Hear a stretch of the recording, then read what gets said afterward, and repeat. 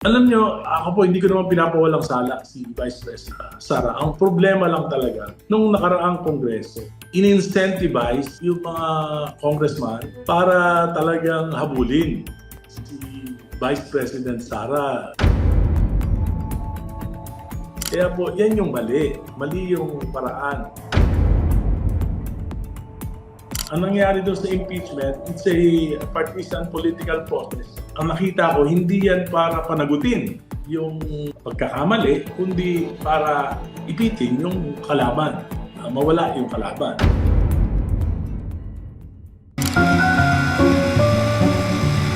This is truth on the line. Yung mga statement ngayon from Malacanang, kasi dati, consistent. Pinag-uusapan ngayon kasi malapit na yung February. Of course, alam naman natin, yung deadline para mag-file kung sakasakali ng panibagong impeachment complaint against Vice President Sara Duterte. Tinatanong namin Malacanang si Claire Castro, ano bang posisyon ni President Marcos kung sakasakali? Parang nag-iba yung hangin. Dati lagi sinasabi ni President Marcos, I don't see the point di ba? Sinasabi niya, bakit nyo impeach yan? Pero ngayon, sabi niya, kapag you have something to account for, yun ang takbo ng natin. Ito yung flood control, kailangan accountability. Ano po yung basa nyo sa ganyang sentimiento ngayon ng Malacanang?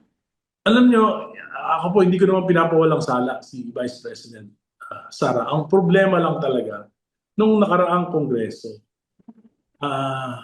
in-incentivize yung mga congressman para talagang habulin si Vice President Sara. Kaya nga ibig sabihin, ang nangyari po noon, inaakusahan si Vice President Sara, pero sa pag-aasok sa kanya, ang ginamit, yung nakaw doon sa kaban ng bayan para mabigyan lahat ng mga, parang binusog yung mga congressman. Ito parang sinasabi nga, magsalita ka lang, meron kang may additional kang magsalita ka lang laban kay Vice President Sara noon sa mga Duterte, meron pabibigyan ka na ng incentive. Kaya po, yan yung mali. Mali yung paraan. Ngayon po, ako personally, yung sa intelligence funds, tagal ko sa gobyerno, alam ko po, yung mayor, governor, mga intelligence agencies, police, maski si presidente, pagka po intelligence fund, hindi requirement na ilagay mo yung tunay na pangalan ng mga recipients.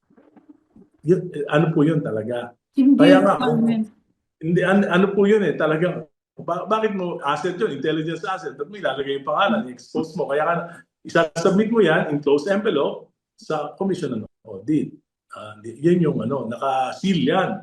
Unlike nung, yung intelligence fund po, unlike yan any other funds sa ating budget na, kasi po mga mayor, makikita nyo, pag nag-submit sila, hindi nila i-identify talaga yung mga tao, lalagyan nila ng alias. So hindi sa akin problema yan. Ang problema ko lang dyan, kung halimbawa ako po, dumating yung pagkakataon, magkaroon ng Justice Committee hearing, ang itatanong ko po kay Vice President Sara, paano mo ipapaliwanag na paano mo nagastos yan ng 11 days? Di ba? Okay. Kasi po, pagka sinabi mong, sabi nila 11 million in every day, paano mo nagastos yung 11? Sa akin, hindi issue yun. Kasi kay President Marcos, 4 billion, 365 days, that's 12 million a day. So, ibig sabihin, ang tanong ko lang, paano mo ginastos, paano mo na iproseso yan ng 11 araw? Yun ang dapat na fair na tanong. Fair na tanong. Kaya lang po, nung nakaraan, kasi nga, ang nangyari doon sa impeachment, it's a partisan political process. Ang nakita ko, hindi yan para panagutin yung pagkakamali, kundi para ipitin yung kalaban, mawala yung kalaban. Dahil di naman natin may tatanggi na sa 2028, si Vice President Sara pa rin yung pinaka number one contender for the presidency. Ako po, hindi ako Vice President Sara, liberal po ako. Pero dapat fair tayo. Fair tayo. Kung mag-impeach po siya, tatanungin ko po siya. Kung ano yung mga allegations sa kanya, tatanungin ko isa-isa. Kailangan sagutin niya yon ng magalang, marangal. Dahil, di ba, hindi yung pwede katulad nung nakaraan sa Quadcom, parang pagka hindi ka sumagot, kulong ka. Parang gano'n, dapat magalang. Paano natin malalaman yung katotohanan kung tinatakot natin sa halip na talagang gagawa tayo ng mga strategies para lumabas yung katotohanan. At yan po, makakaasang bayan sa akin na magiging fair ako. Pero, dapat kung natitiyak ko, kung may magpa-file kay Vice President, may magpa-file din kay President BBM. Mas malaki ito. Trilyon. Di ba? So dapat fair din. Dahil meron din naman dapat sagutin si Presidente tungkol dito. Ano yan? 3 taon, sinalaula ng Kongreso yung budget niya. Hindi nangyari yan sa kasaysayan ng mga naging Pangulo sa buong Pilipinas. Bakit na pinabayaan? Bakit nagising siya nung sobrang, kumbaga nasa ICU na yung problema.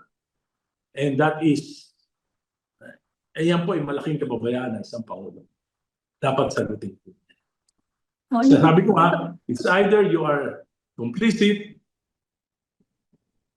or it's also a question of competency. Impeachment kasi is a political process, ano?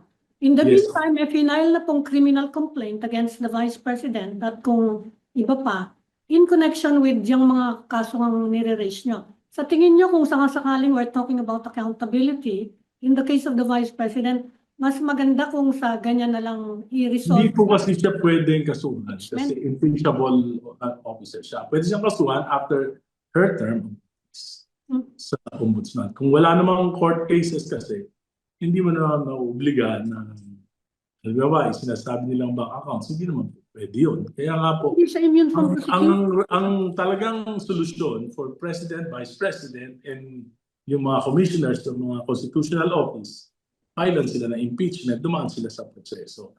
Pagka naman pinailan sila ng complaint, hindi naman ibig sabihin, impeach na sila. Kailangan dumaan po yan muna sa isang proseso, gaya ng Korte Suprema, sa Committee on Justice, bigyan ng pagkakataon ng mapasagot, tapos magbotohan. Pag nakakuha ng 1/3 sa Kongreso, dadalhin po yan sa Senate, at doon naman po magta-trial. Yan po.